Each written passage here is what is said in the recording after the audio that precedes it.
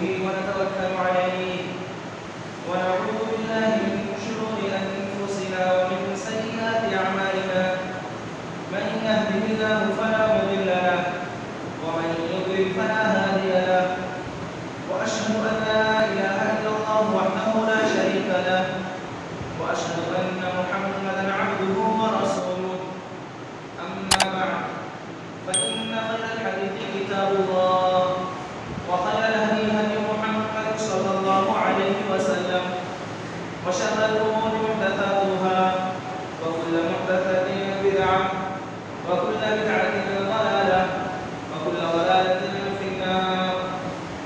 أعوذ بالله من الشيطان الرجيم. بسم الله الرحمن الرحيم. قال موسى لقومه استعينوا بالله واصبروا إن الأرض لله يورثها من يشاء من عباده والعاقبة للمتقين. وقال تعالى وإذ يمكر بك الذين كفروا ليثبتوك أو يقتلوك أو يخرجوك ويمكرون ويمكر الله والله خير الماكرين. محترم حاضرین، اسلامی کیلنڈر کے لحاظ سے ہم نئے سال میں داخل ہو چکے ہیں. ایک نیا سال جس میں غیر لوگوں کا یہ طریقہ ہوتا ہے، ان کا یہ مزاج ہوتا ہے کہ جب نیا سال داخل ہوتا ہے تو وہ ہنگامے، گانے بجانے اور جشن وغیرہ مناتے ہیں. نئے سال کی آمد کو وہ تہوار کی طرح مناتے ہیں. لیکن اسلامی نقطۂ نظر یہ ہے کہ جب نیا سال داخل ہوتا ہے تو مومن بندہ اپنا احتساب کرتا ہے، محاسبہ کرتا ہے، اپنے آپ کا، اپنے اعمال کا جائزہ لیتا ہے کہ جو سال گزر گیا، ہماری زندگی کا ایک اور سال، ہماری عمر کا ایک قیمتی وقت ختم ہو گیا، ایک سال اور ختم ہو گیا، ہم اب موت کی طرف بڑھ رہے ہیں، موت کا آنا یقین یہ مومن بندے کے سامنے ہوتا ہے. اور پھر وہ جائزہ لیتا ہے کہ جو گزشتہ سال ہوا، جو میں نے پچھلے سال نیکیاں کی، اگر حقیقت میں نیکیاں کی ہیں، صحیح معنوں میں نیکیاں اخلاص کے ساتھ کی ہیں، تو اخلاص کے ساتھ اس پر مزید کارآمد ہو، مزید سے مزید کرنے کی کوشش کرے اور دیکھے کہ کتنی نیکیاں میں نے کی، کتنی نیکیاں کر سکتا تھا اور نہیں کی، اور اس سال جو آئندہ سال ہے مجھے کتنی محنت، مشقت اور نیکیاں کرنی ہے.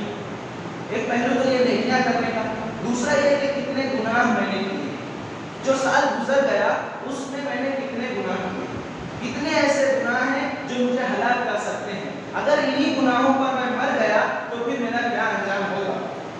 ایک بار پھر اللہ رب العالمین نے نئے سال میں ہمیں مہلت دی. ہم نے دیکھا کہ گزشتہ سال کتنے ہی لوگ تھے جو ہمارے سامنے تھے، اب نہیں ہیں، جو موجود تھے.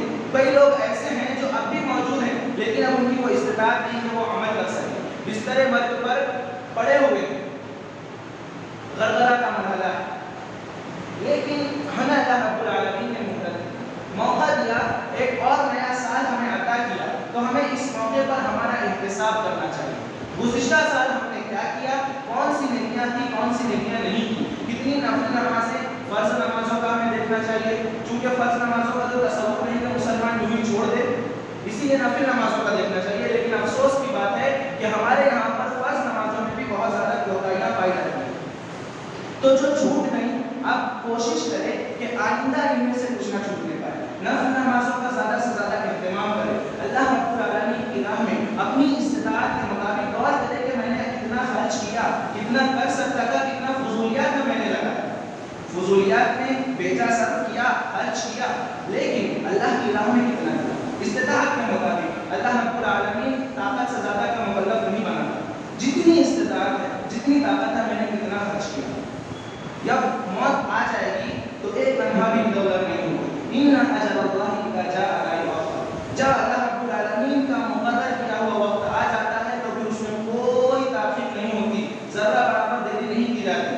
اور اللہ رب العالمین نے سورۃ المنافقون میں فرمایا وانفقوا مما رزقناکم من قبل ان یأتی احدکم الموت فیقول ربی لولا اخرتنی الی اجل قریب فاصدق واکن من الصالحین.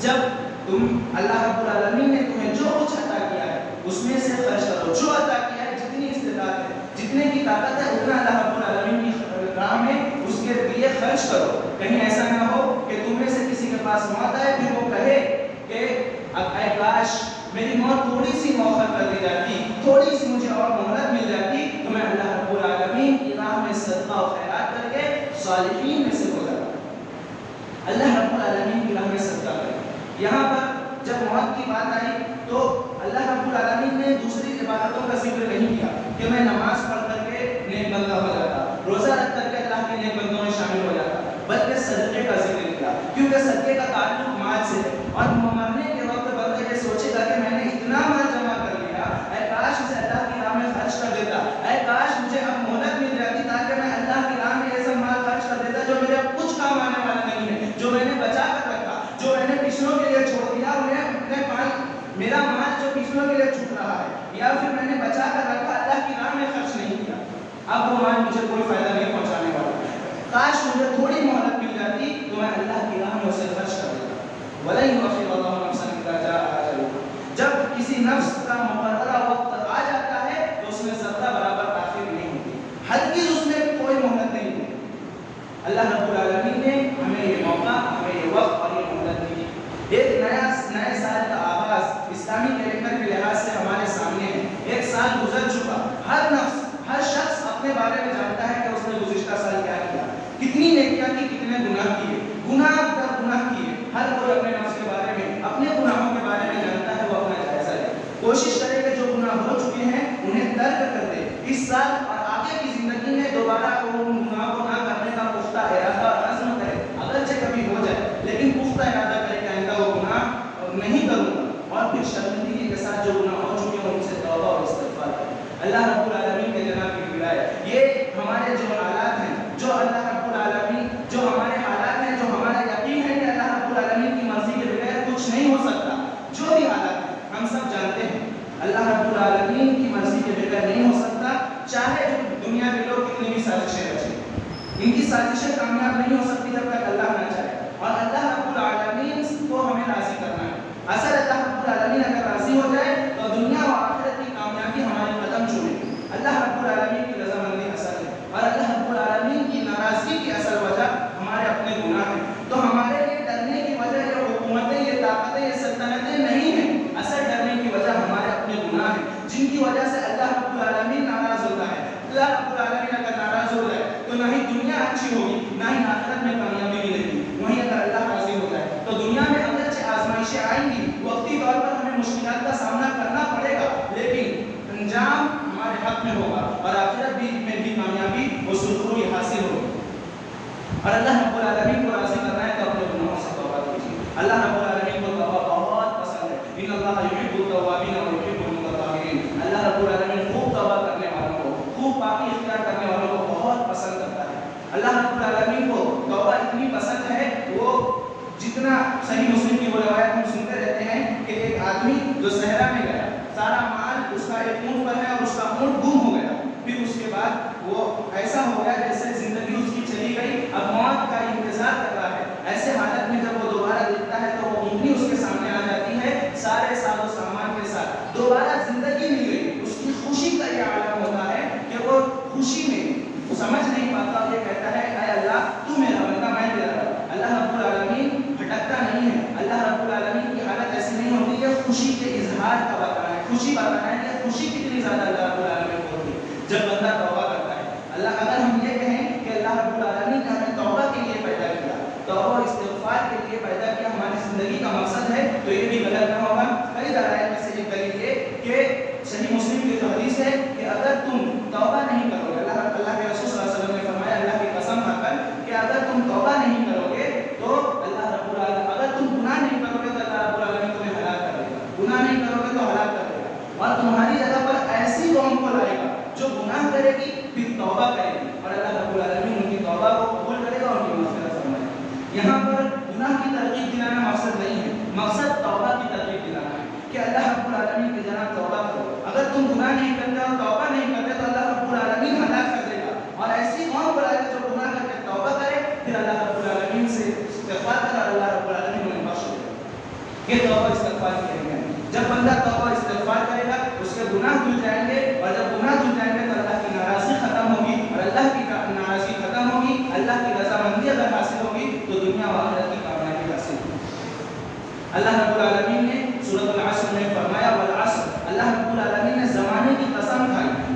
زمانے کی قسم جو اللہ رب العالمین نے کھائی، یہ زمانہ ہم جس کو دیکھتے ہیں، یہ زمانہ ہمیں بتا رہا ہے، چیخ چیخ کر کہہ رہا ہے کہ تمہاری زندگی برف کی طرح پگھل رہی ہے، تمہاری زندگی کے وقت ختم ہو رہے ہیں، لمحہ بلمحہ ہم موت کی طرف بڑھ رہے ہیں، یہ موت آنی ہے۔ ایک نیا سال ہمیں ملا ہے، اللہ رب العالمین کی طرف سے مہلت ملی ہے۔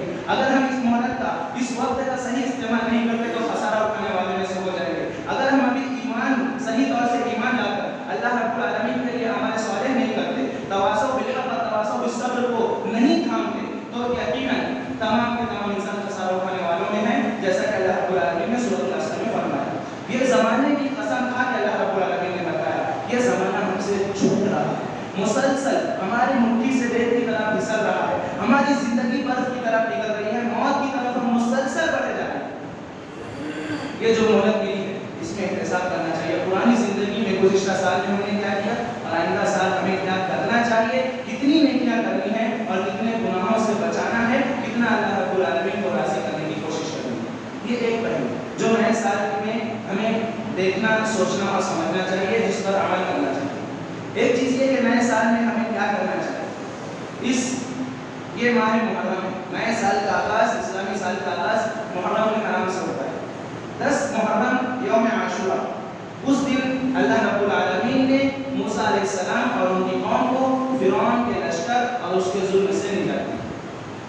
تو جیسے ہم نے گزشتہ مہینہ ابراہیم علیہ السلام خلیل اللہ کی سیرت کو جانا، اس کا دور کیا، اس کو اپنے ذہن میں تازہ کیا، اسی طریقے سے یہ موقع ہے کہ ہم کلیم اللہ موسیٰ علیہ السلام کی زندگی کو جانیں، ان کی سیرت کو سمجھیں اور ان کی سیرت کے مطابق عمل کرنے کی کوشش کریں اور اسے اپنی زندگی میں تازہ کریں۔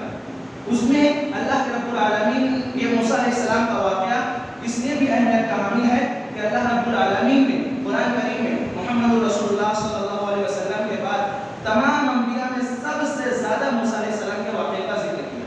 یہ قرآن ایسے ایک قصہ کہانی کی کتاب نہیں ہے، یہ ہمارے لیے ہدایت ہے، ہمارے لیے دستور زندگی ہے، کامیابی اور نجات کا وسیلہ ہے اس دنیا میں بھی اور آخرت میں بھی۔ اور اللہ رب العالمین نے اس کتاب میں موسیٰ علیہ السلام کا واقعہ کثرت سے ذکر کیا، اس سے سمجھ آتا ہے، اس کی اہمیت سمجھ آتی ہے اور یہ پتہ چلتا ہے کہ اس میں ہمارے لیے کتنے دروس و عبرت ہیں۔ موسیٰ علیہ السلام کے واقعے پر ہمیں کتنی گہری نظر رکھنی چاہیے۔ موسیٰ علیہ السلام کا واقعہ ہم سب واقعہ جانتے ہیں، بہت اختصار کے ساتھ میں ذکر کروں کہ فرعون، یہ جو ہے مصر کے بادشاہ کو فرعون کہا جاتا ہے، اس کا نام ولید بن مسعود تھا، جو آخری فرعون موسیٰ علیہ السلام کا وقت کا تھا۔ اس سے پہلے جتنے بھی بادشاہ تھے سب کو فرعون کہا جاتا تھا۔ یوسف علیہ السلام کے بعد سے بنی اسرائیل مصر میں ہی بسے ہوئے تھے، وقت گزرتا گیا اور فرعون نے انہیں غلام بنا لیا، ان پر ظلم و استبداد کے پہاڑ توڑے اور ان سے بہت طرح کے کام ہوئے۔ جب جیسا کہ یہ معلوم تھا کہ بنی اسرائیل کی نسل سے ایک نبی آنے والا ہے، نبی آئے گا اور فرعون کی بادشاہت اسی کے ہاتھوں سے ختم ہوگی، اسی کے ہاتھوں پر ختم ہوگی، تو اسی لیے اس سے بچنے کا یہ طریقہ انہوں نے نکالا کہ بچوں کو، جو لڑکا ہوتا تھا اسے قتل کر دیتے اور جو لڑکیاں ہوتی تھیں انہیں زندہ چھوڑ دیتے، کیونکہ لڑکیوں سے وہ خطرہ نہیں تھا، لڑکیوں میں نبی نہیں ہوا کرتے، مردوں میں نبی ہوا کرتے۔ تو جب موسیٰ علیہ السلام، جب کوئی بچہ آئے گا تو اسے قتل کر دیا جاتا تھا، لیکن اس طریقے سے اگر تمام بچوں کو، تمام لڑکوں کو قتل کر دیا جائے، صرف لڑکیوں کو چھوڑا جائے تو بنی اسرائیل کی نسل ختم ہو جائے گی، ان کو باقی رکھنا ہے تاکہ ہماری غلامی کریں۔ اس کے لیے انہوں نے یہ طریقہ نکالا کہ 1 سال بچوں کو قتل کرتے تھے اور 1 سال چھوڑ دیتے تھے۔ ہارون علیہ السلام کی ولادت موسیٰ علیہ السلام سے 1 سال پہلے ہوئی، جس سال بچوں کو چھوڑنے کا سال تھا۔ پھر اس کے بعد موسیٰ علیہ السلام کی پیدائش ہوئی۔ موسیٰ علیہ السلام کی پیدائش ان دنوں میں ہوئی اس سال ہوئی جس سال بچوں کو قتل کرنے والا تھا۔ اللہ رب العالمین نے پہلے تو موسیٰ علیہ السلام کی والدہ کا حمل لوگوں سے چھپا کر رکھا، پھر جب اللہ رب العالمین نے انہیں بچے سے نوازا، جب ان کے وہاں موسیٰ علیہ السلام کی پیدائش ہوئی تو اللہ رب العالمین نے موسیٰ کی طرف وحی کہ انہیں اچھی طریقے سے کھلا کر چھوڑ دیا جائے، تابوت میں ڈال کر پانی میں ڈال دیا جائے۔ پھر جب پانی میں ایسا کیا، موسیٰ علیہ السلام کی بہن ان کے پیچھے گئی، فرعون کے لوگوں نے ہی انہیں موسیٰ علیہ السلام کو اٹھایا اور پھر موسیٰ علیہ السلام کو فرعون کے سامنے پیش کیا گیا. فرعون کی بیوی نے کہا کہ یہ ہماری آنکھوں کی ٹھنڈک ہو سکتا ہے, مستقبل میں ہمارے لیے نفع بخش ہو سکتا ہے, اسے ہم رکھ لیتے ہیں یا پھر ہم اسے اپنا بیٹا بنا لیتے ہیں. فرعون مان گیا کہ ہمارے گھر میں اسے رکھا جائے, اور پھر اس کے بعد کسی اور کا موسیٰ علیہ السلام نے دودھ نہیں پیا. تمام لوگوں کے دودھ, تمام عورتوں کے دودھ پر اللہ رب العالمین نے موسیٰ علیہ السلام پر حرام کر دیا. پھر موسیٰ علیہ السلام کی بہن جو پیچھے پیچھے آئی تھی, اس نے کہا کہ میں ان کی طرف رہنمائی کرتی ہوں, جن کا یہ پی سکتا ہے وہ ناصحین ہوں گے. پھر موسیٰ علیہ السلام کی بہن نے موسیٰ علیہ السلام کی والدہ کی طرف اشارہ کیا, وہ آئیں اور موسیٰ علیہ السلام کو اللہ رب العالمین نے دوبارہ اپنی والدہ سے بھی ملا. یہ غور کرنے کی بات ہے, اس واقعے کے ابتدا میں ہم دیکھیں کہ جو پہلے سے اس کو خدشہ تھا کہ بنی اسرائیل میں سے ایک بچہ آئے گا جس کے ہاتھوں پر میری بادشاہت ختم ہوگی, اس کے لیے ان فرعون نے کئی بچوں کو قتل کیا. ہر سال جو بھی بچہ, ایک سال میں جو بچہ ہوتا, جو بھی لڑکا ہوتا, اسے قتل کر دیتا. موسیٰ علیہ السلام بھی اسی ایام میں پیدا ہوئے. اس کے باوجود اللہ رب العالمین نے ایسا انتظام کیا, نہ صرف فرعون سے اس کے قتل کرنے سے بچایا, بلکہ موسیٰ علیہ السلام کو اس کے دربار تک پہنچایا, اسی کے یہاں پر پرورش کروائی, اور اتنا ہی نہیں بلکہ واپس اپنی ماں سے بھی ملایا. یہ اللہ رب العالمین کا نظام, اللہ رب العالمین کی قدرت. ہمیں اللہ رب العالمین پر مکمل یقین اور توکل ہونا چاہیے. اللہ رب العالمین کی قدرت پر اعتماد ہونا چاہیے کہ چاہے حالات جیسے ہوں, وقتی طور پر وقت کے حکم میں چاہے جتنی سازشیں چالیں چلتے ہوں, لیکن اللہ پر یقین رکھیے کہ اللہ رب العالمین بہترین تدبیر کرنے والا ہے. وہ ایسی جگہ سے مدد کرتا ہے جہاں سے وہم و گمان اور تصور نہیں ہوتا, جیسے موسیٰ علیہ السلام کی مدد کی. پیدائش کے وقت ان کی کوئی طاقت نہیں, پھر بھی اسی کے گھر میں پنپے, انہی کے گھر میں پرورش, اسی کے گھر میں پرورش پائی جو انہیں ماننا چاہتا تھا, اور اس کے بعد ان کی والدہ سے بھی ملا. پھر اس کے بعد موسیٰ علیہ السلام جیسے جیسے بڑے ہوئے, وہ قبطی کا واقعہ ہوا کہ قبطی کو مارا اور وہ وہیں پر ختم ہو گیا. پھر اس کے بعد جب لوگوں کو پتہ چلا کہ وہ موسیٰ علیہ السلام نے کے ذریعے سے قتل ہو گیا تھا, موسیٰ علیہ السلام نے اس کی مغفرت طلب کی, اللہ رب العالمین سے توبہ کی, اللہ رب العالمین نے بخش دیا, توبہ قبول فرمائی. پھر اگلے دن دوبارہ ایسا واقعہ ہوا, پھر لوگوں کو پتہ چلا تو موسیٰ علیہ السلام مصر سے نکلے مدین کی طرف ہو گیا, اپنے گھر بار سب کچھ چھوڑ کر نکلے ہیں مدین کی طرف, اکیلے تنہا. جب مدین پہنچے, وہاں پر دیکھا انہوں نے ایک کنواں ہے جہاں پر بہت سارے لوگ پانی پلا رہے ہیں. 2 لڑکیاں دور کھڑی ہوئی ہیں اپنے جانوروں کو لے کر, وہ پانی نہیں پلا پا رہی. وہاں پر موسیٰ علیہ السلام اتنی دور سے آ رہے ہیں, ان کے پیٹ کی حالت ایسی تھی, اتنا دب گیا تھا بھوک کی وجہ سے کہ گویا پیٹ سے مل گیا ہو, ایسی حالت تھی. لمبا سفر کر کے آئے ہوئے تھے, اس کے باوجود دوسروں کی مدد کا جذبہ, اور دوسروں کی مدد ہمیں بھی اپنی زندگی میں اختیار کرنی چاہیے. جب انہوں نے ان کی مدد کر لی, اس کے بعد جب جا کر سائے میں بیٹھے اور اللہ رب العالمین سے دعا کرنے لگے, رب انی لما انزلت الی من خیر فقیر, اے میرے رب جو بھی خیر تو میری طرف نازل کرے میں اس کا فقیر ہوں, محتاج ہوں. موسیٰ علیہ السلام کے بارے میں ہم جانتے ہیں کہ وہ اللہ رب العالمین کے پیغمبر, اللہ رب العالمین کے پیغمبر, اولو العزم پیغمبر میں سے ہیں. خلیل اللہ کے بعد, محمد صلی اللہ علیہ وسلم کا خلیل اللہ کے بعد ان کا ہی درجہ ہے کلیم اللہ. وہ اکیلے نبی ہیں جنہوں نے اللہ رب العالمین سے کلام کیا. اللہ کے رسول صلی اللہ علیہ وسلم نے بھی معراج کے وقت کیا, لیکن انہیں کلیم اللہ کے نام سے جانا جاتا ہے. ان کا مقام ہم سب جانتے ہیں. جو کوئی ان کی رسالت کا, نبوت کا انکار کرے وہ مسلمان نہیں ہو سکتا, کافر کی موت مرے گا اگر کوئی انکار کرتے ہوئے مر جائے. ان کا وہ مقام, اس کے باوجود وہ اللہ رب العالمین کے جناب میں دعا کرتے ہیں کہ جو بھی خیر تو میرے لیے نازل کرے میں اس کا محتاج اور فقیر ہوں. آج ہم کیوں اللہ رب العالمین سے مانگنے کی بجائے دوسرے محتاجوں سے مانگتے ہیں؟ فلاں پیر, فلاں ولی, فلاں بابا جو کہ موسیٰ علیہ السلام کے درجے تک ہرگز نہیں پہنچ سکتے, ذرہ برابر نہیں پہنچ سکتے, ہم ان سے مانگتے ہیں. موسیٰ علیہ السلام کی زندگی میں دیکھیے کہ موسیٰ علیہ السلام اللہ رب العالمین سے مانگ رہے ہیں اور کہہ رہے ہیں کہ میں محتاج اور فقیر ہوں. پھر کیوں کسی اور کی قبروں پر چادر چڑھایا جائے, کسی کے آگے سجدہ کیا جائے, کسی اور کے آگے اپنی التجا کا ہاتھ پھیلایا جائے؟ صرف اللہ رب العالمین سے مانگے. انبیاء کرام بھی محتاج تھے اللہ رب العالمین کی طرف سے جو بھی خیر نازل ہو اس کے, ہم بھی محتاج ہیں اللہ رب العالمین کے. اور جنہیں تم اللہ کے علاوہ پکارتے ہو, جو بھی لوگ اللہ کے علاوہ دوسروں سے مانگتے ہو, وہ خود بھی محتاج ہیں. صرف اللہ رب العالمین غنی ہے, بے نیاز ہے, تمام لوگوں کو عطا کرنے والا, تمام کے تمام انسان اس کے در کے فقیر ہیں, اسی سے مانگنا چاہیے. یہ موسیٰ علیہ السلام کے واقعے سے ہمیں پتہ چلا. اس کے بعد جب انہوں نے کوئی نیکی کی, پانی پلایا, اس کا صلہ ملا. انہوں نے سے کہا کہ ہم ایک لڑکی آئی کہ ہمارے والد تمہیں اجر دینا چاہتے ہیں، اجرت دینا چاہتے ہیں اس کا جو تم نے ہمارے لیے کیا۔ پھر موسیٰ علیہ السلام نے وہاں پر نکاح کیا، مدت گزاری اور جو بھی طے ہوئی، اس کے بعد پھر وہ نکلی۔ جب واپسی مصر کے لیے نکلے دوبارہ، تب طور کے مقام پر اللہ رب العالمین کے فضل سے اللہ رب العالمین نے انہیں نبوت اور رسالت عطا کی، نبی بنایا، پیغمبر بنایا اور فرعون کی طرف بھیجا، جاؤ کہ وہ سرکش ہو گیا، اور بتایا کہ اس سے نرم گفتگو کرنا۔ ایک سرکش آدمی جو اپنے آپ کو وقت کا بادشاہ ہونے کے ساتھ ساتھ ربکم انا ربکم الاعلی کہتا ہے کہ میں سب سے بڑا رب ہوں، جو اپنے الہیت کا اعلان کرتا ہے کہ میں ہی معبود ہوں، میری بھی عبادت کرو۔ اللہ رب العالمین نے موسیٰ علیہ السلام کو حکم دیا کہ جاؤ اس کے پاس، لیکن اس سے بھی نرم بات کرنا، اس سے بھی نرم بات کرنا۔ یہ دعوت کا پہلو، حکمت سے دعوت دی جائے، دعوت کے کام میں سختی نہ برتی جائے۔ ہم کسی کو کچھ سمجھانا چاہتے ہیں، کچھ بتانا چاہتے ہیں، اگر وہ نہ مانے، تھوڑی سی سرکشی ہمارے سامنے کرے تو ہم غصہ اور ناراض ہو جاتے ہیں، تجھے نہیں بتانا، جب تو نہیں سمجھے گا، اس قسم کے جملے اور پھر اس سے زیادہ سخت۔ لیکن موسیٰ علیہ السلام کو اللہ رب العالمین نے حکم دیا کہ فرعون سے بھی جا کر نرمی سے بات کرو، اچھی سے سمجھو۔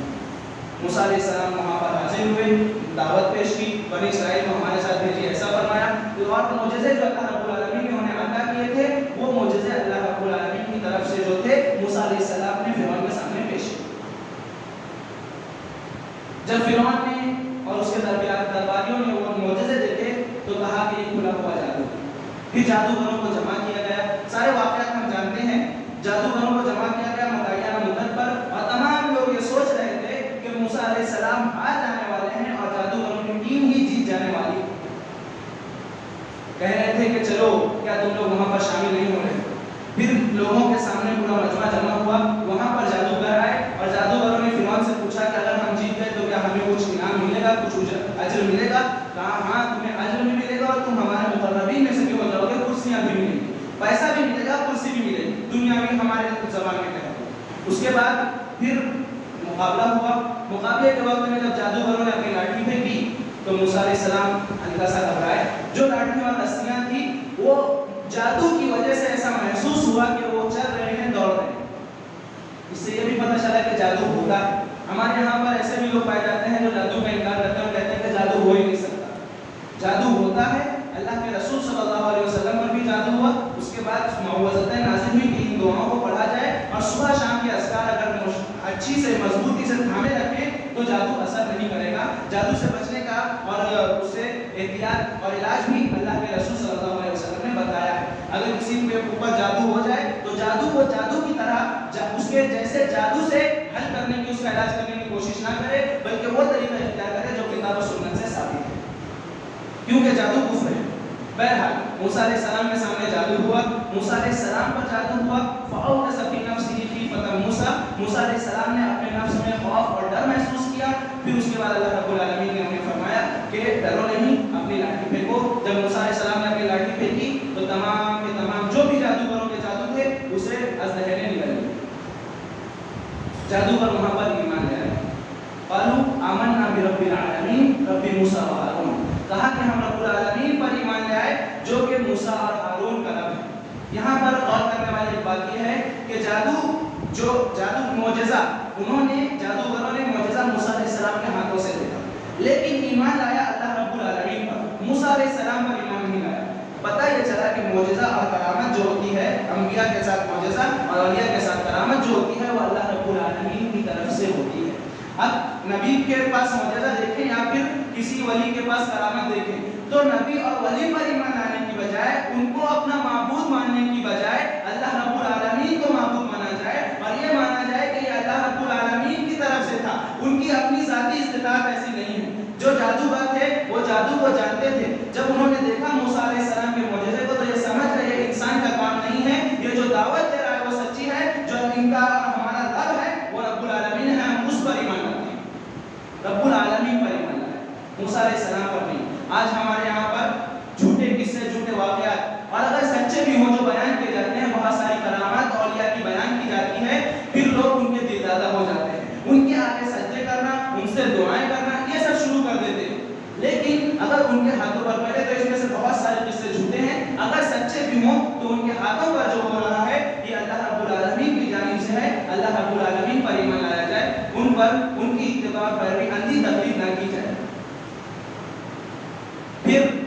یہاں پر ان لوگوں نے جب ایمان لیا ہے تو موسیٰ علیہ السلام پر ایمان لانے کے بعد جادوگروں کو فرعون نے دھمکی کہ میں تمہیں الٹی سیٹوں سے کاٹ دوں گا، دایاں ہاتھ بایاں پیر، بایاں ہاتھ دایاں پیر، اور تمہیں قتل کر دوں گا، سولی چڑھا دوں گا۔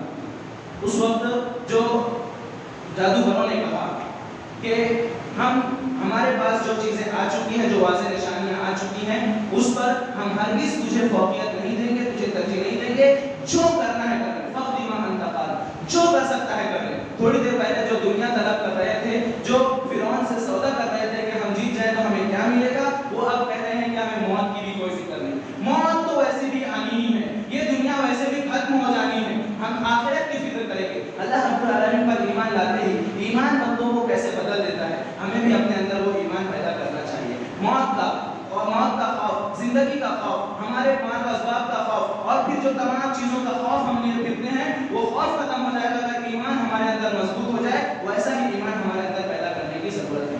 پھر اس کے بعد بہت سے معجزے اور بہت ساری چیزیں اللہ رب العالمین نے دکھائی فرعون کی قوم کو، لیکن وہ لوگ ہٹھرم تھے، انہوں نے نہیں مانا۔ پھر اللہ رب العالمین کے حکم سے موسیٰ علیہ السلام تمام لشکر کو، بنی اسرائیل کی قوم کو لے کر نکلے بھاگنے کے لیے۔ وہاں سے نکلے، جب فرعون کو اور اس کے لشکر کو پتہ چلا صبح، تو وہ لوگ بھی پیچھے سے نکلے۔ اب پیچھے سے فرعون کا لشکر ہے اور آگے سمندر ہے اور بیچ میں بنی اسرائیل کے ساتھ موسیٰ علیہ السلام کھڑے ہوئے۔ اس وقت اصحاب موسیٰ نے کہا اِنَّا لَمُدْرَكُونَ، کہ اے موسیٰ ہم پھنس گئے، ہم پکڑ لیے گئے۔ پیچھے لشکر جو دکھ رہا ہے لشکر جرار، آگے سمندر، بھاگنے کا کوئی راستہ نہیں۔ ایسے وقت میں دیکھیے موسیٰ علیہ السلام نے کیا کہا، کَلَّا إِنَّ مَعِیَ رَبِّی سَیَهْدِینِ، ہرگز نہیں، میرے ساتھ میرا رب ہے، وہی مجھے راستہ دکھائے گا۔ پیچھے لشکر، آگے سمندر، ظاہری طور سے تمام اسباب مٹ چکے ہیں، کوئی سبب نظر نہیں آتا یہاں سے بچنے کا۔ ایسے وقت میں اللہ رب العالمین پر توکل، بھروسہ کہ اللہ رب العالمین ضائع نہیں کرے گا، ہمیں راستہ دکھائے گا، ہمیں بھی ایسا توکل پیدا کرنا ہے۔ جب انہوں نے اللہ رب العالمین پر ایسا توکل کیا، پھر اللہ رب العالمین نے حکم دیا کہ اپنی لاٹھی سمندر پر مارو، اور سمندر پھٹ گیا، راستہ بن گیا۔ یہاں پر ایک غور کرنے والی بات یہ بھی ہے کہ اللہ رب العالمین اگر چاہتا تو بغیر موسیٰ علیہ السلام کے لاٹھی مارے سمندر پھٹ جاتا اور راستہ بن جاتا، لیکن موسیٰ علیہ السلام کو حکم دیا کہ لاٹھی مارو، جتنی تمہاری استطاعت ہے اتنی کوشش کرو، اسباب اختیار کرو۔ انسان کی اپنی جتنی طاقت ہے، جتنی وقت ہے، اسے اتنی کوشش کرنی چاہیے۔ ایک اور چیز جو جادوگروں کا میں نے واقعہ پیش کیا، جب یہ واقعہ ہو گیا تو فرعون کے درباریوں نے فرعون سے کہا کہ کیا تو موسیٰ کو اور اس کی قوم کو ایسے ہی چھوڑ دے گا کہ وہ زمین میں فساد برپا کریں اور تجھے اور تیرے اہل و عیال کو تکلیف پہنچائیں؟ تو فرعون نے اس وقت کہا کہ ہرگز نہیں، ہم ان کے لڑکوں کو قتل کر دیں گے اور ان کی لڑکیوں کو زندہ چھوڑ دیں گے اور ہم ہی ان پر غالب ہونے والے ہیں۔ یہ پہلے بھی موسیٰ علیہ السلام کی پیدائش سے پہلے بھی کیا جاتا تھا، دوبارہ سے وہی کرنے کا فرعون کہہ رہا ہے، ہم ایسا کریں گے۔ اس وقت موسیٰ علیہ السلام نے کیا کہا، قال موسیٰ لقومہ استعینوا باللہ واصبروا، موسیٰ علیہ السلام نے اپنی قوم سے کہا کہ اللہ رب العالمین سے مدد طلب کرو اور صبر کرو۔ انسان کتنا بھی مجبور ہو جائے، وقت کے بادشاہت، طاقت، سلطنتیں جو بھی اس کے خلاف ہو جائیں، اتنی تو طاقت رکھتا ہے کہ اللہ رب العالمین سے مدد طلب کر سکے، اتنی تو طاقت رکھتا ہے کہ جو کچھ اس پر پیر ٹوٹ رہا ہے اس پر صبر کر سکے۔ اس وقت بنی اسرائیل کی حالت ایسی ہی تھی، جو ان کے سامنے تھا وہ وقت کا بادشاہ فرعون تھا، جو اپنے آپ کو رب اعلیٰ کہتا تھا، جو تمام چیزوں پر دنیاوی اعتبار سے ظاہری طور سے قدرت اور طاقت رکھتا تھا۔ اس کے سامنے بنی اسرائیل کی جو کئی سالوں سے غلامی کی زندگی جی رہے تھے، جو تمام تر اسباب اختیار کرنا اور ہمت کرنا بھول چکے تھے، وہ تھے۔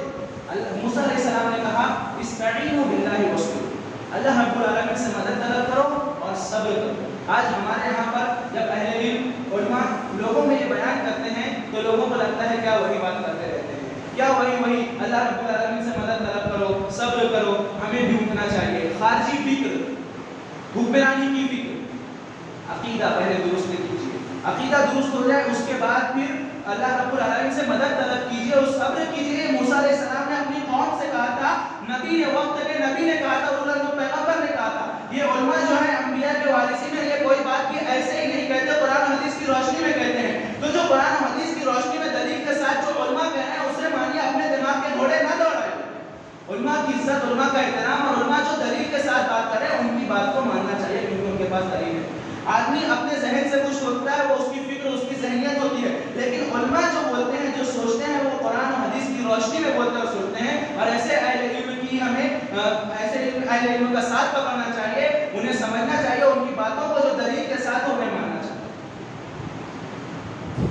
اہل علم کا احترام کیجیے، اپنے آپ کو ان سے بڑا اور ان سے زیادہ علم والا مت سمجھیے۔ دنیاوی علوم میں آپ ان سے بہتر ہو سکتے ہیں، لیکن اہل علم کے پاس جو چیزیں ہیں جو کتاب و سنت کے حقیقی طور سے جاننے والے ہیں، وہ کتاب و سنت کا علم ہی تمہیں دنیا میں بھی کامیابی دے گا اور آخرت میں بھی کامیابی دے گا۔ اہل علم کو لازم پکڑیے۔ یہ موسیٰ علیہ السلام نے اپنی قوم سے کہا استعینوا باللہ واصبروا ان الارض للہ یورثها من یشاء من عبادہ۔ زمین پوری کی پوری اللہ کی ہے، اللہ رب العالمین اس میں جسے چاہتا ہے اسے بادشاہت عطا کرتا ہے، جسے چاہتا ہے اس کا وارث بناتا ہے۔ اللہ رب العالمین نے وہاں پر فرعون کو بادشاہت عطا کی۔ یہاں پر ہم دیکھتے ہیں کہ مختلف لوگ ہم پر حکمراں ہیں، ظالم حکمراں مسلط ہیں۔ ویسے نہیں ہے جیسا فرعون تھا، فرعون کو پوری طاقت اس وقت حاصل تھی، ان لوگوں کو ویسے پوری طاقت حاصل نہیں ہے، اور حالات اتنے خراب نہیں ہے جتنا ہم سوچتے ہیں۔ جتنا سوشل میڈیا اور میڈیا پر بتایا جاتا ہے، سوشل میڈیا اور میڈیا کی دنیا ایک الگ دنیا ہے، حقیقی دنیا اس سے کافی الگ ہے۔ ان میں بھی کئی لوگ ایسے ہیں جو حق کو سمجھنا چاہتے ہیں لیکن ہم حق پہنچاتے ہی نہیں ہیں، انہیں اپنے اخلاق و کردار سے بتاتے ہی نہیں ہیں کہ حقیقی اسلام کیا ہے، اور صحیح طور سے دعوت کا کام نہیں کرتے، بس جذباتی ہو جاتے ہیں۔ تحریکی فکر، اخوانی فکر جو ہے اسی کو لے کر بیٹھے رہتے ہیں۔ یہ موسیٰ علیہ السلام نے اپنی قوم سے کہا اور آگے فرمایا والعاقبۃ للمتقین، اچھا انجام ہمیشہ متقیوں کے ہاتھ میں ہوتا ہے۔ اگر ہمیں اللہ رب العالمین کی مدد چاہیے، تمام مصائب سے نکلنا ہے، تو تقوی اختیار کیجیے، اللہ رب العالمین سے مدد طلب کیجیے اور صبر کیجیے۔ یہی چیزیں ہیں جو اللہ رب العالمین کے یہاں کامیاب کریں گی، جیسا کہ موسیٰ علیہ السلام کے اس واقعے سے ہمیں پتہ چلا۔ پھر جب موسیٰ علیہ السلام کو اللہ رب العالمین نے اور ان کی قوم کو نجات دی، فرعون کے لشکر سے پوری قوم نکل گئی، فرعون کا لشکر ڈوب گیا۔ اس وقت پھر اس کے بعد فرعون نے کہا تھا میں ایمان لاتا ہوں، اس وقت اس کا ایمان قبول نہیں ہوا۔ جب موت کی علامت آ جائے اس کے بعد توبہ اور ایمان قبول نہیں ہوتا۔ ہمیں ابھی موقع ملا ہے، نیا سال شروع ہوا ہے، موقع ملا ہے ایک بار پھر سے کہ ہم توبہ کر لیں، اللہ رب العالمین کے جناب گرائیں اور اپنی جو خطائیں ہیں اس کی معافی مانگ لیں، انہیں صاف کروا لیں۔ ایک موقع ملا ہے، اسے غنیمت جان کر ہمیں توبہ کرنا چاہیے۔ فرعون کا ایمان قبول نہیں ہوا۔ اس کے بعد جب بنی اسرائیل وہاں گئے، موسیٰ علیہ السلام کی مدت تھی کہ وہ طور پر جائیں، اللہ رب العالمین سے تورات لے کر آئیں۔ جب وہاں پر گئے واپس لوٹے تو بنی اسرائیل نے بت بنا لیا، بچڑا بنا لیا، اس کی عبادت کرنے لگے۔ دیکھیں کہ وہ لوگ ساری چیزیں دیکھ چکے تھے، موسیٰ علیہ السلام کے معجزے جو تھے فرعون کے سامنے انہوں نے پیش کیے تھے، انہوں نے وہ بھی دیکھا۔ پھر سب سے بڑھ کر وہ چیز بھی دیکھی جب فرعون کا لشکر ڈوب گیا، سمندر میں راستہ بنا، وہ وہاں سے نکلے اور پھر فرعون کا لشکر اسی سمندر میں ڈوب گیا۔ ایسی بڑی بڑی نشانیاں ان لوگوں نے دیکھ رکھی تھی، اس کے باوجود موسیٰ علیہ السلام کے ہٹتے ہی انہوں نے ایک بت بنا لیا۔ یہاں پر یہ پتہ چلا کہ انسان چاہے جتنا اپنے آپ کو عقل مند سمجھتا ہے، چیزیں دیکھتا ہے، لیکن اس کے بھٹکنے کا، راہ راست سے ہٹ جانے کا ہر وقت امکان ہوتا ہے۔ اسے ہمیشہ اللہ رب العالمین سے ہدایت طلب کرنی چاہیے اور اپنے عقیدے کو، توحید کو ہمیشہ تر و تازہ کرتے رہنا چاہیے، عقیدے کو مضبوط سے مضبوط کرتے رہنا چاہیے۔ آج اہل علم جب بیان کرتے ہیں کہ فلاں کی باتیں مت سنو، تم بھٹک سکتے ہو، فلاں کی بات مت سنو، فلاں کی کتاب مت پڑھو، تو لوگوں کو لگتا ہے کہ ہمیں نہیں سمجھتا کیا، ہمیں نہیں معلوم کیا، ہم سمجھتے ہیں کیا صحیح ہے کیا غلط ہے۔ بنی اسرائیل بھی سب دیکھ چکے تھے، اس کے باوجود جب یہ آیا، جب یہاں پر موسیٰ علیہ السلام جب وہاں سے ہٹے، انہوں نے بت بنا دیا۔ عقیدہ مضبوط کرنا اور مسلسل کرتے رہنا ضروری ہے تاکہ ہمارا عقیدہ درست رہے، ہم ہدایت پر رہیں اور کسی عقیدے سے نہ ہٹ جائیں۔ آج ہمارے سماج میں بہت سارے فتنے موجود ہیں جو ہمارے اندر بھی موجود ہیں اور باہر بھی، جو عقیدے سے بھٹکانے کے لیے ہیں۔ کئی ساری چیزیں اچھی بتاتے ہیں، پھر اس میں کچھ چیزیں ایسی ڈال دیتے ہیں جس سے آدمی کا عقیدہ خراب ہو جاتا ہے۔ اس عقیدے کو مضبوط کرتے رہنا چاہیے اور جس سے اہل علم منع کرتے ہیں اس سے دور رہنا چاہیے، اور اہل علم جو صحیح اہل علم ہیں، جو حق کہنے والے، دلیل کی بنیاد پر بات کرنے والے ہیں، ان سے تعلق استوار کرنا چاہیے، ان کی ان باتوں کو مان کر ان چیزوں سے دور رہنا چاہیے جو عقیدے کو کمزور کر دیں، کیونکہ بندہ کبھی بھی بھٹک سکتا ہے۔ یہ موسیٰ علیہ السلام کے واقعے سے ہمیں پتہ چلتا ہے۔ یہ دو چیزیں میں نے بیان کی کہ محرم اور نیا سال جب ہمارے سامنے آیا تو ہمیں اپنا محاسبہ کرنا چاہیے، دوسرا موسیٰ علیہ السلام کی زندگی، ان کی سیرت کو ہمارے سامنے تر و تازہ کرنا چاہیے اور اس کے مطابق عمل کرنا چاہیے، ان کے جو دروس صحیفہ ہے ان کو اپنا کر اس کے مطابق عمل کرنا چاہیے۔ یہ دو چیزیں میں نے بیان کی بہت ہی اختصار کے ساتھ۔ تیسری چیز جو اس وقت میں یاد کرنے والی ہے، جو یاد کرنے والی ہے، وہ ہے ہجرت رسول صلی اللہ علیہ وسلم۔ رسول اللہ صلی اللہ علیہ وسلم کی ہجرت میں ہمارے لیے بے شمار دروس و عبر موجود ہیں. ہم پہلے مکی زندگی کو دیکھیں، کیونکہ ہجرت کو سمجھنا ہے تو مکی زندگی دیکھنی پڑے گی. وقت ختم ہو چکا ہے. ہجرت اللہ کے رسول صلی اللہ علیہ وسلم مکہ میں جب اللہ کے رسول صلی اللہ علیہ وسلم نے دعوت پیش کی تو آپ کو صادق و امین کہنے والے لوگ ہی آپ کے دشمن ہوئے. صرف آپ کے نہیں، جو کوئی اللہ کے رسول صلی اللہ علیہ وسلم پر ایمان لاتا اس کو بھی طرح طرح کی تکلیف دیتے، ستاتے. حضرت بلال رضی اللہ عنہ کو تپتی ریت پر لٹایا جاتا، ان کے اوپر پتھر رکھ دیا جاتا، اس کے بعد بھی وہ احد احد کا نعرہ لگاتے رہتے. اور کئی چیزیں ہم سب واقعات جانتے ہیں. یہ تمام تکالیف سہیں. اس کے بعد اللہ کے رسول صلی اللہ علیہ وسلم نے اجازت دی کہ وہ حبشہ کی طرف مسلمان ہجرت کریں، اور کئی ساری چیزیں ہوئی، کئی واقعات ہوئے، کئی تکالیف ہوئی. شیخ ابی طالب نے 3 سال کا وقفہ کاٹا، جو مکمل سماجی بائیکاٹ ہو گیا. جہاں پر بچے بلکتے تھے، ان کے رونے کی آواز گھاٹی سے مکہ تک آتی تھی، بھوک سے مچلتے تھے، پتے چبا چبا کر مسلمانوں نے زندگی گزاری. وہاں پر جیسے حالات تھے اس سے بھی اللہ رب العالمین نے نکالا. پھر اس کے بعد ہجرت، پھر اس کے بعد اللہ رب العالمین نے جب ہجرت کی اجازت دی، رسول اللہ صلی اللہ علیہ وسلم نے لوگوں کو اجازت دی مدینہ کی طرف. کئی لوگوں نے ہجرت کی، چھپ چھپا کر کئی لوگوں نے ہجرت کی. حضرت عمر رضی اللہ عنہ نے طواف کیا اور مکمل سینہ تان کر لوگوں کے سامنے وضاحت کے ساتھ بتا کر کہ میں ہجرت کر رہا ہوں، جو کوئی چاہتا ہے کہ اپنے بچوں کو یتیم کرے وہ آ کر مجھ سے مقابلہ کر سکتا ہے. ایسے عمر رضی اللہ عنہ نے ہجرت کی. پھر اللہ کے رسول صلی اللہ علیہ وسلم کو بھی ہجرت کا موقع ملا، اللہ رب العالمین کی طرف سے اجازت دی. دارالندوہ میں کفار بیٹھ کر میٹنگ کرنے لگے کہ ہم کیا کریں، ہم کیسے اللہ کے رسول، ہم اس کو روکنے کا کیا اہتمام کریں. کسی نے مشورہ دیا کہ رسول اللہ صلی اللہ علیہ وسلم کو قید کر دیا جائے، کسی نے یہ مشورہ دیا کہ انہیں جلا وطن کر دیا جائے، اور کسی نے یہ مشورہ دیا کہ تمام لوگ مل کر، ابو جہل کا یہ مشورہ تھا کہ تمام لوگ مل کر ہر امت کا، ہر قوم کا ایک ایک آدمی آئے اور وہ ایک یک بار کی حملہ کریں تاکہ بنو ہاشم کی سب سے بدلہ لینے کی طاقت نہ رکھے اور پھر ہم دیت دے کر معاملے کو رفع دفع کریں. اس طریقے سے اللہ کے رسول صلی اللہ علیہ وسلم کو قتل کرنے کی سازش ہے. اللہ کے رسول صلی اللہ علیہ وسلم کے دروازے پر جا کر کھڑے ہوئے. اللہ کے رسول صلی اللہ علیہ وسلم نے حضرت علی رضی اللہ تعالیٰ عنہ کو اپنے بستر پر لٹایا اور کہا کہ یہ فلاں فلاں کی امانت ہے، ان کو امانت لوٹا دیں. یہاں پر ہمیں جو باتیں پتہ چلتی، پہلا یہ کہ اللہ کے رسول صلی اللہ علیہ وسلم کی امانت، دشمن ہے، جان لینا چاہ رہے ہیں، لیکن جو امانت ہمارے پاس رکھی ہے اس امانت کو لوٹانا. ہمارا چھوٹا سا جھگڑا ہوتا ہے، ذرا فلاں سامان رکھا ہے، جانے دیتا، جو کرنا ہے کرنا. اللہ کے رسول صلی اللہ علیہ وسلم کی ذات ہے کہ ان کی ذات میں ہمارے لیے اسوہ اور نمونہ. یہ اللہ کے رسول صلی اللہ علیہ وسلم اپنے قاتلین کی، قتل کرنے کی سازش کرنے والوں کی امانتیں لوٹا رہے ہیں. دوسری بات یہ کہ جو لوگ قتل کرنے کے لیے کھڑے ہیں، قتل کرنا چاہ رہے ہیں، وہ بھی اس بات کی گواہی دے رہے ہیں اپنے عقلی طور سے کہ اللہ کے رسول صلی اللہ علیہ وسلم صادق اور امین ہیں. کافی لمبی مدت گزری جب اللہ کے رسول صلی اللہ علیہ وسلم نے دعوت دی، اسلام کی دعوت پیش کی لوگوں کے سامنے، اور لوگ ان کے خلاف ہو گئے، طرح طرح کے ظلم کیے. اس کے باوجود لوگ اپنی امانتیں اللہ کے رسول صلی اللہ علیہ وسلم کے حوالے کر. اللہ رب العالمین پر مکمل بھروسہ، سر کے گار کے دہانے تک پہنچ چکے ہیں، ان کے قدم دکھ رہے ہیں. اگر وہ لوگ اپنے پیر کی طرف دیکھیں تو وہ اللہ کے رسول صلی اللہ علیہ وسلم اور ابو بکر صدیق رضی اللہ عنہ کو دیکھ لیں گے. اس کے باوجود ایسے وقت میں اللہ کے رسول صلی اللہ علیہ وسلم مکمل توکل کا اظہار کر رہے ہیں جیسے موسیٰ علیہ السلام نے کیا تھا. مکمل توکل کا اظہار. اتنا مکمل توکل ہونے کے باوجود اللہ کے رسول صلی اللہ علیہ وسلم نے کھلے طور پر ہجرت نہیں کی جیسے عمر رضی اللہ عنہ نے کی. اللہ کے رسول صلی اللہ علیہ وسلم عمر رضی اللہ عنہ سے بھی زیادہ بہادر تھے، جو کہ ہمیں زندگی کے دوسرے مراحل میں پتہ چلتا ہے. انبیاء سے زیادہ بہادر کوئی ہو بھی نہیں سکتا. اس کے باوجود اللہ کے رسول صلی اللہ علیہ وسلم نے ایسے ہجرت کی تاکہ لوگوں کے لیے نمونہ ہو کہ توکل اللہ پر مکمل ہو، لیکن دنیاوی اسباب اختیار کرنے چاہیے.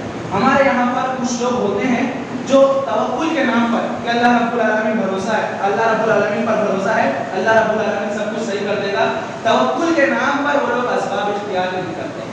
مکمل اسباب، جو کچھ اسباب ہو سکتے ہیں اللہ کے رسول صلی اللہ علیہ وسلم نے اختیار کیا اور مکمل توکل کا بھی اظہار کیا. اور لوگوں کے لیے چونکہ اللہ کے رسول صلی اللہ علیہ وسلم اسوہ ہے تو امت میں کمزور لوگ بھی ہوں گے، اسی لیے چھپ چھپا کر ہجرت کر کے لوگوں کے لیے نمونہ پیش کیا. یہ ہجرت بڑی اہمیت کی حامل ہے. حضرت عمر رضی اللہ عنہ کے دور میں جب صحابہ کرام کی میٹنگ بیٹھی کہ ہم اسلامی، جیسے کئی سارے ہر قوم کا اپنا کیلنڈر ہوتا ہے تو اسلامی کیلنڈر بھی ہمیں بنانا چاہیے، لیکن اس کا آغاز کہاں سے کریں. تو بہت ساری چیزیں صحابہ کرام کے سامنے تھی. وہ دن بھی تھا جب اللہ کے رسول صلی اللہ علیہ وسلم کی پیدائش ہوئی, اور وہ نامودہ میں تھا جیسے عیسائیوں نے عیسیٰ علیہ السلام کی پیدائش سے کیلنڈر شروع کیا. اسی طریقے سے اور بھی چیزیں تھیں, جیسے کئی لوگ تاج پوشی, کسی بادشاہ کی تاج پوشی ہوتی ہے, اس دن سے کیلنڈر اپنا شروع کرتے ہیں. اللہ کے رسول صلی اللہ علیہ وسلم کو جس دن نبوت ملی وہ دن بھی ان کے سامنے تھا. یوم بدر بھی ان کے سامنے تھا جسے اللہ رب العالمین نے یوم الفرقان قرار دیا. وہ دن بھی ان کے سامنے تھا جب مکہ فتح ہوا, جس سے اللہ کے رسول صلی اللہ علیہ وسلم نکلے تھے ہجرت کے بعد, جس سے نکلے تھے اور پھر 8 سال کی قلیل مدت میں وہاں پر دوبارہ فاتحانہ داخل ہوئے, وہ دن بھی تھا. یہ تمام چیزیں موجود تھی, صحابہ کے سامنے موجود تھی, لیکن صحابہ کرام کی تربیت اللہ کے رسول صلی اللہ علیہ وسلم نے کی تھی. وہ لوگ اسلام پر اور چیزوں پر گہری نظر رکھتے تھے. حضرت علی رضی اللہ عنہ کے مشورے سے, جس پر تمام صحابہ نے اتفاق کیا, ہجری کیلنڈر کا اسلامی کیلنڈر کا آغاز ہجرت سے کیا گیا. اس سے ہجرت کی اہمیت پتہ چلتی ہے, کیونکہ جب بھی بندہ یہ نئے سال میں داخل ہوگا پھر ہجرت کو یاد کرے گا, ہجرت میں مثبت دروس و عبر کو یاد کرے گا, اور پھر اس سے دروس و عبر حاصل کر کے اپنی زندگی کو سنوارنے کی کوشش کرے گا. اللہ کے رسول صلی اللہ علیہ وسلم کی ہجرت میں ہمارے لیے بے شمار دروس و عبر موجود ہیں. اللہ کے رسول صلی اللہ علیہ وسلم نے ہجرت کی, پھر ابو بکر اس میں علی رضی اللہ عنہ کی فدائیت بھی شامل ہے کہ اللہ کے رسول صلی اللہ علیہ وسلم نے اپنے بستر پر لٹایا, جب باہر لوگ کھڑے ہیں قتل کرنا چاہ رہے ہیں, ان سے کہا کہ بستر پر لیٹ جاؤ, تمہیں کوئی نقصان نہیں پہنچا سکے گا. اللہ کے رسول کی بات پر مکمل ایمان رکھتے ہوئے بہادری اور شجاعت کا مظاہرہ کر کے اللہ کے رسول صلی اللہ علیہ وسلم کے بستر پر لیٹ گئے, اور ابو بکر صدیق رضی اللہ عنہ کو ساتھ دیا. ابو بکر صدیق رضی اللہ عنہ کی فضیلت اس میں پتہ چلتی ہے, ان کی فدائیت پتہ چلتی ہے. وہ جگہ جگہ پر ہجرت میں پورے واقعے میں ابو بکر صدیق رضی اللہ عنہ کا جو کردار ہے کہ غار میں پہلے گئے, غار کی ہر جگہ کو صاف کیا, ہر چھید کو بند کیا, اور پھر جو ایک چھید باقی رہا اس میں اپنی انگلی پیر کی انگلی ڈال دی, اور اللہ کے رسول صلی اللہ علیہ وسلم کو بلایا. پھر سانپ نے کاٹا, آنسو جو ٹپکا, اس سے اللہ کے رسول صلی اللہ علیہ وسلم کی نیند میں خلل پیدا ہوئی, ورنہ انہوں نے خود نہیں اٹھایا. اور پھر راستے میں جب چلتے رہتے تو کبھی آگے ہو جاتے, کبھی پیچھے ہو جاتے. پوچھنے پر بتایا کہ جب مجھے ڈر ہوتا ہے کہ کوئی سامنے سے حملہ کرے گا تو میں آگے آ جاتا, جب ڈر ہوتا ہے کہ کوئی پیچھے سے حملہ کر دیتا تو میں پیچھے آ جاتا, تاکہ جو بھی نقصان ہو مجھے وہ اللہ کے رسول صلی اللہ علیہ وسلم کو نقصان نہ ہو. یہ تمام چیزیں اللہ ابو بکر صدیق رضی اللہ عنہ کی فدائیت اور ان کی فضیلت بھی اس میں شامل ہے کہ اللہ کے رسول صلی اللہ علیہ وسلم نے ہجرت کے لیے ان کو اپنے ساتھ اختیار کیا. یہاں پر بعض رافضی یا پھر شیعہ لوگ جو کہتے ہیں کہ ان کی حضرت علی کی اہمیت بیان کرتے ہوئے کہ وہ اللہ کے رسول صلی اللہ علیہ وسلم نے اپنا بستر ان کے حوالے کر دیا. یقیناً وہ صحابی رسول ہیں اور اہل بیت میں سے, ان کی فضیلت اپنی جگہ, لیکن جو بستر پر سونے سے اتنا فضیلت والا ہو گیا, اللہ کے رسول صلی اللہ علیہ وسلم کے بستر پر سونے سے اگر کوئی اتنی فضیلت والا ہوتا ہے تو اس کی فضیلت کا کیا مقام ہوگا جو جسے اللہ کے رسول صلی اللہ علیہ وسلم نے اپنے ساتھ کے لیے اختیار کر لیا. اللہ کے رسول صلی اللہ علیہ وسلم نے بستر پر علی کو لٹایا, لیکن ساتھ میں ابو بکر صدیق رضی اللہ عنہ کو لیا, یہ ان کے ساتھ لیا. اور دوسری بھی دلائل اس پر موجود ہے اللہ ابو بکر صدیق رضی اللہ عنہ کی فضیلت پر. جب آخری وقت تھا اللہ کے رسول صلی اللہ علیہ وسلم کا, تو انہوں نے امامت کے لیے ابو بکر صدیق رضی اللہ عنہ کو مقرر کیا تھا کہ ابو بکر سے کہو وہ لوگوں کی امامت کرے. اس سے بھی پتہ چلتا ہے. بہرحال ہجرت اللہ کے رسول صلی اللہ علیہ وسلم نے کی. جو سراقہ بیماری کا واقعہ ہوا وہ آیا, لیکن اللہ کے رسول صلی اللہ علیہ وسلم اور ابو بکر صدیق رضی اللہ عنہ تک پہنچ نہیں سکا, انہیں پکڑ نہیں سکا. دیکھنے کے باوجود تو اس نے پھر گواہی دی اللہ کے رسول صلی اللہ علیہ وسلم کے سچے ہونے کی. اس کے بعد پھر جب وہاں پر مدینہ جب قباء پہنچے, وہاں پر اللہ کے رسول صلی اللہ علیہ وسلم 4 دن رکے, اور انہیں 4 دن میں اللہ کے رسول صلی اللہ علیہ وسلم نے مسجد کی تعمیر کی. اس سے پتہ چلتا ہے کہ مسجد کی کتنی اہمیت ہے, مسجد کو بنانے کی کتنی اہمیت ہے. 4 دن کے لیے اللہ کے رسول صلی اللہ علیہ وسلم رکے, اتنی دیر میں سب سے پہلے اسلام کی مسجد تعمیر کر دی. وہاں پر مسجد تعمیر ہوئی. پھر وہاں سے جب نکلے بنی سلمہ ساری میں پہنچے, وہاں پر جمعہ کی نماز ادا کی. وہاں پر مسجد کو آج بن چکی ہے. اور پھر وہاں سے جب پہنچے تو جہاں جہاں اللہ کے رسول صلی اللہ علیہ وسلم جا رہے ہیں, پہلا کام مسجد کے بنانے کا, مسجد کے لیے جگہ اختیار کرنے کا کر رہے ہیں, اور مسجد کے کام میں بڑھ چڑھ کر خود حصہ لے رہے ہیں. اس کے لیے اینٹ پتھر خود اٹھا رہے ہیں, جو بھی اس وقت تھا وہ خود اٹھا کر اس میں محنت کر رہے ہیں. اس سے پتہ چلا کہ مسجد بنانا اور مسجد بنانے میں لگنا کتنی اہمیت کا حامل ہے. آج ہمارے لیے بہت آسان ہے کہ ہم صرف اپنی جیب سے چند روپے نکال کر دے دیں مسجد کو بنانے میں, اللہ رب العالمین کی راہ میں خرچ کرنے میں, لیکن ہم سے وہ بھی نہیں ہوتا. اس میں بھی ہم سوچتے ہیں, اور اگر 10-20 روپیہ دے دیں تو سمجھتے ہیں کہ ہمارا بہت بڑا حق ادا ہو گیا, ہم نے تمام چیزیں اپنی تمام سرمایہ اللہ کی راہ میں خرچ کر دیا. بس مسجد بنانے میں یہاں پر یہ 3 چیزیں جو میں نے بیان کی, جو بہت ہی اختصار کے ساتھ بیان کی. پہلا اپنا محاسبہ نئے سال کے آنے پر. دوسرا محرم, جو موسیٰ علیہ السلام کو فرعون سے اللہ رب العالمین نے آزادی دلائی, موسیٰ علیہ السلام اور ان کی قوم کو. اس دن کی خوشی میں موسیٰ علیہ السلام نے روزہ رکھا. 10 محرم کو ہمیں بھی روزہ رکھنا چاہیے. اور موسیٰ اللہ کے رسول صلی اللہ علیہ وسلم نے بھی روزہ رکھا. میں اس دین سے اس کا کوئی تعلق نہیں ہے, یہ بہت بعد کی بات ہے. ہمیں افسوس ہے حضرت حسین رضی اللہ تعالیٰ عنہ کو قتل کیا گیا, انہیں شہید کیا گیا. ہمیں افسوس ہے, ہم ان سے بہت محبت کرتے ہیں, وہ صحابی رسول ہیں اور اہل بیت میں سے ہیں, اور ہمارا یقین اور عقیدہ ہے. کئی ائمہ کے الگ الگ اقوال ہیں, جس میں سے ابن جوزی کا یہ قول بھی ہے کہ جو ایک صحابی کسی ایک صحابی کو برا بنا کہے تو جان لو کہ وہ زندیق ہے, ملحد ہے, اسلام سے خارج ہے, مسلمان نہیں ہو سکتا جو کسی ایک صحابی کو بھی گالی دے. حضرت حسین کو چاہے گالی دے, چاہے حضرت معاویہ رضی اللہ عنہ کو گالی دے, جسے بھی گالی دے, اگر کسی بھی ایک صحابی کو اگر کوئی شخص گالی دیتا ہے تو وہ اسلام سے خارج ہے, زندیق ہے. یہ صحابہ جو ہیں اللہ رب العالمین نے ان کے سچ ہونے کی, ان سے رضامندی کا اظہار کیا ہے. رضی اللہ عنہ و رضوا عنہ, اللہ رب العالمین ان سے راضی ہو گیا, اللہ رب العالمین نے انہیں جنت کی بشارت دی, اللہ رب العالمین نے وَكُلًّا وَعَدَ اللَّهُ الْحُسْنَى, ان میں سے ہر کسی سے اللہ رب العالمین نے خیر کا وعدہ کر رکھا ہے. یہ صحابہ کرام ہی ہیں جو جن سے ذریعے ہم تک اسلام پہنچا, ہم تک تمام کے تمام دینی باتیں, دینی احکامات انہی کے ذریعے پہنچے. اگر کوئی صحابی کو برا بھلا کہتا ہے, صحابہ پر تانا تشنیع کرتا ہے, تو وہ پورے دین پر تانا تشنیع کرتا ہے. پورا دین کی بنیاد ڈھل جائے گی اگر صحابہ کرام کو برا بھلا کہا جائے, ان کو نہ مانا جائے. تو صحابہ کرام کو ہم مانتے ہیں, تمام کے تمام صحابہ کی عظمت کا اقرار کرتے ہیں اور ان سے محبت کو لازم قرار دیتے ہیں, اور ان سے جو نفرت کرتا ہے ہم ان سے نفرت کا اعلان کرتے ہیں.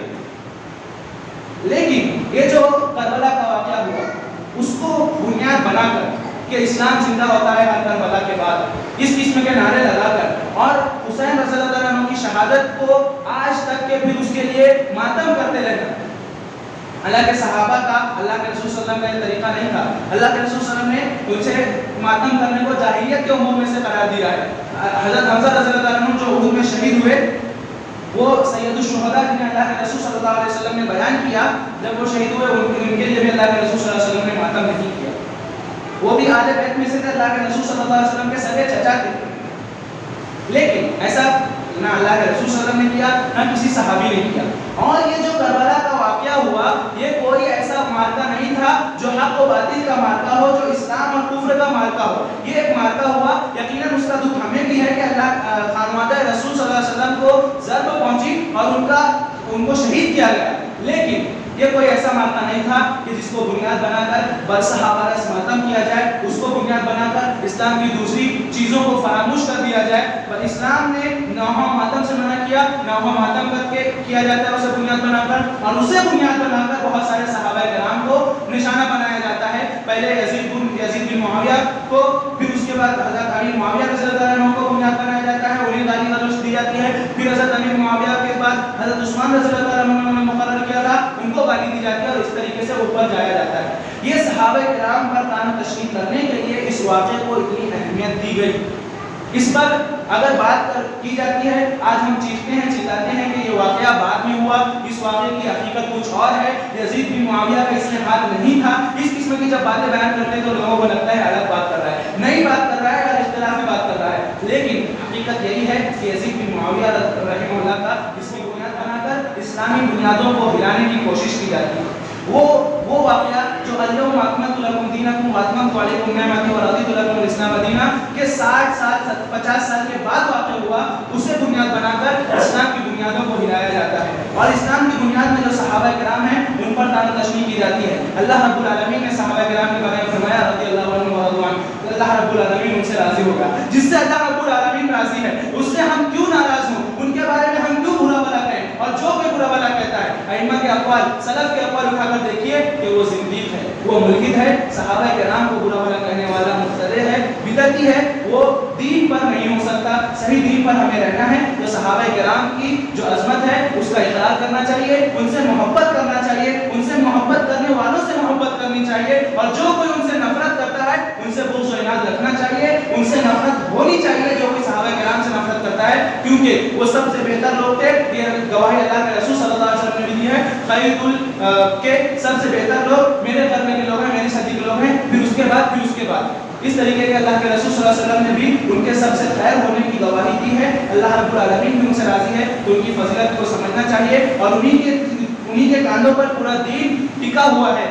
انہی کی روایتوں سے ہم تک قرآن پہنچا, ہم تک حدیثیں پہنچی, پورا دین انہی سے پہنچا. تو ان کی عظمت کو سمجھنا چاہیے اور تمام کے تمام صحابہ عدول تھے, عادل تھے, یہ یقین رکھنا چاہیے. اور صحابہ کی عظمت کو سمجھ کر پھر ان کے جو طریقہ تھا, جو ان کا منہج تھا, اس کے مطابق عمل کرنا چاہیے اور اپنا احتساب کرنا چاہیے. ہجرت میں اور موسیٰ علیہ السلام کے قصے میں جو دروس سے مرفوع ہے, ان کو پڑھ کر, ان کو جان کر, ان کو سمجھ کر, ان کے مطابق عمل کرنے کی کوشش کرنی چاہیے. آخر میں اللہ رب العالمین سے دعا ہے کہ اللہ رب العالمین ہمیں تمام جو کچھ اللہ کے رسول صلی اللہ علیہ وسلم کی زندگی میں اسوہ اور نمونہ ہمارے لیے ہے, اسے اچھی طریقے سے سمجھنے اور اس کے مطابق عمل کرنے کی توفیق عطا فرمائے اور اس کی برکت سے دنیا آخرت